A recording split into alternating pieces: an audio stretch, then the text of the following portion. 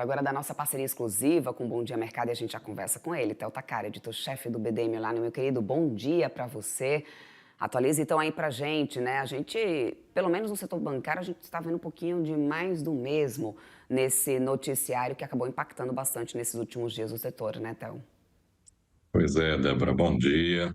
Os investidores seguem aí preocupados com esse imbróglio jurídico envolvendo a lei Magnitsky, né, que impõe aos bancos o desafio de cumprir o que determina sua aplicação nos Estados Unidos e, ao mesmo tempo, seguir aqui a legislação brasileira, né?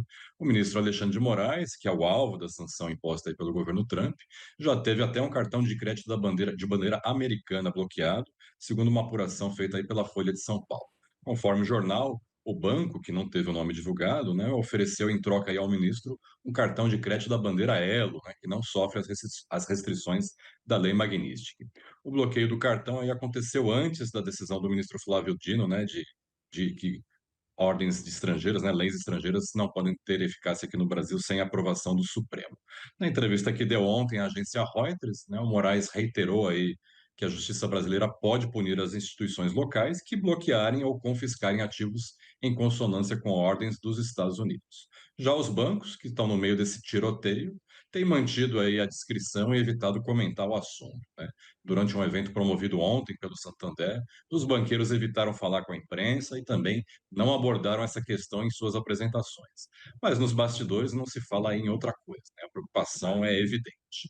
O principal receio é que o abalo na confiança dos investidores estrangeiros no ambiente regulatório brasileiro aumente o risco jurídico para os bancos que mantêm as operações internacionais. Vale lembrar que praticamente todas as grandes instituições brasileiras operam lá nos Estados Unidos, né?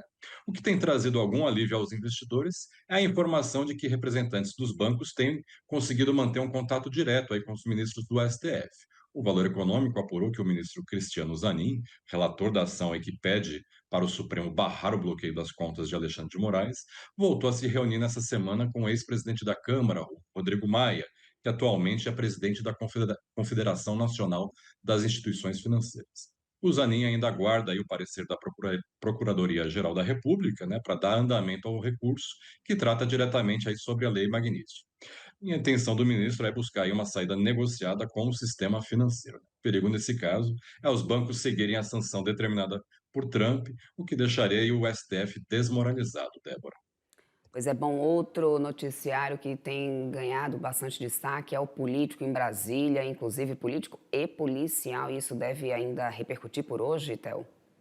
Pois é, né? O mercado deve monitorar aí os efeitos do indiciamento pela Polícia Federal do ex-presidente Jair Bolsonaro e do seu filho, o deputado Eduardo Bolsonaro, por tentativa de obstrução de justiça nas investigações sobre a trama golpista.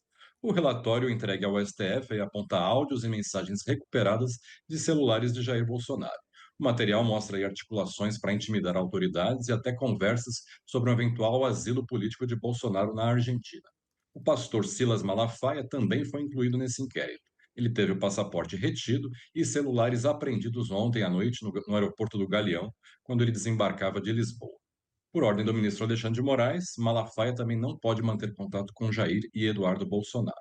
Moraes já enviou o relatório da Polícia Federal para a Procuradoria-Geral da República e determinou que a defesa do ex-presidente preste esclarecimentos no prazo aí de 48 horas sobre o descumprimento de medidas cautelares, a reiteração de condutas ilícitas e a existência de risco de fuga aí por conta desse pedido de asilo na Argentina, ou melhor, tentativa de pedido, né?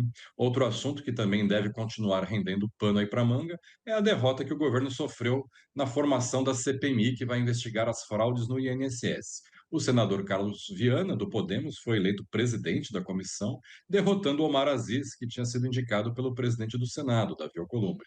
Além disso, o Viana indicou o deputado Alfredo Gaspar, do União Brasil, que é ligado ao bolsonarismo, como relator dessa comissão, desmontando aí todo o acordo que foi articulado pelo Palácio do Planalto com Hugo Mota, que tinha indicado o deputado Ricardo Aires, do Republicanos.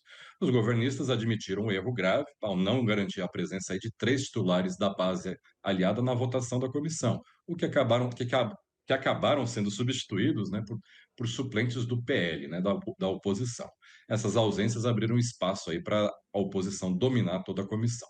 O líder do governo no Congresso, o senador Randolph Rodrigues, disse que o governo entrou aí de salto alto, né, assumiu a responsabilidade pela derrota. Ele colocou o cargo à disposição e anunciou que o deputado Paulo Pimenta coordenará a base governista aí na CPMI.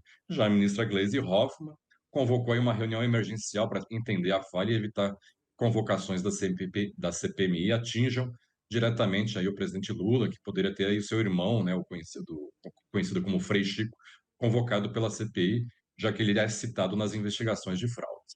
O Planalto aí tenta aí a todo custo blindar o presidente de novos ataques, né? É mais uma fonte de preocupação para o governo que começava aí a ter algum, né, a ressurgir das cinzas, né? Conseguia ver alguma melhora na sua popularidade, especialmente após a repercussão do tarifaço do Trump e da atuação de Eduardo Bolsonaro lá nos Estados Unidos, Débora. Bom, por falar e também em ressurgir da China, das cinzas, né? A gente ainda tem pesquisa. Genial Quest trazendo novos recortes aqui para hoje, com corrida eleitoral de 2026 no radar, né, Théo? Exatamente, Nébora. Depois da pesquisa de ontem, né, que mostrou a recuperação na aprovação do governo Lula, hoje a Genial Quest divulgou outra parte de sua pesquisa aí com foco na eleição do ano que vem, né? O levantamento divulgado hoje cedo mostrou que Lula lidera a disputa presidencial em todos os 5 cenários pesquisados para o primeiro turno na eleição de 2026. No segundo turno, o presidente se descola de todos os nomes pesquisados, né, de todos os concorrentes, inclusive do governador paulista, o Tarcísio de Freitas, que é visto aí como o nome favorito da direita para a corrida presidencial.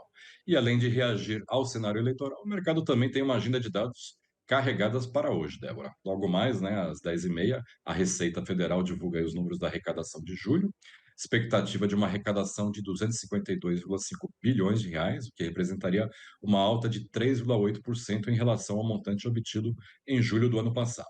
Nos Estados Unidos, começa hoje o simpósio de Jackson Hole, no qual Jerome Powell tem um discurso previsto para amanhã. E entre os indicadores por lá, teremos daqui a pouco, às 9h30 da manhã, o dado semanal de pedidos de auxílio-desemprego. Às 10h45, sai a prévia do PMI composto de agosto, e às 11 da manhã temos o dado de vendas de moradias usadas em julho.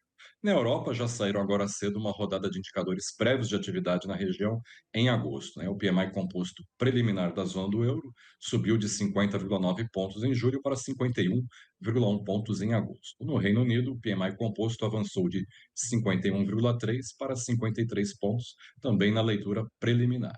E no Japão, essa leitura preliminar de PMI composto subiu de 51,6 pontos em julho para 51,9 em agosto.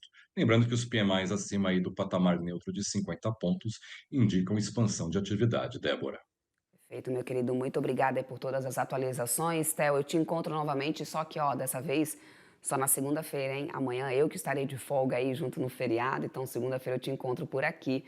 Mas amanhã tem CNN Morning Call e com vocês aqui também. Então tá certo. Boa folga para você e amanhã estamos aqui. Obrigada. Tchau, Até mais. tchau. Tchau, tchau.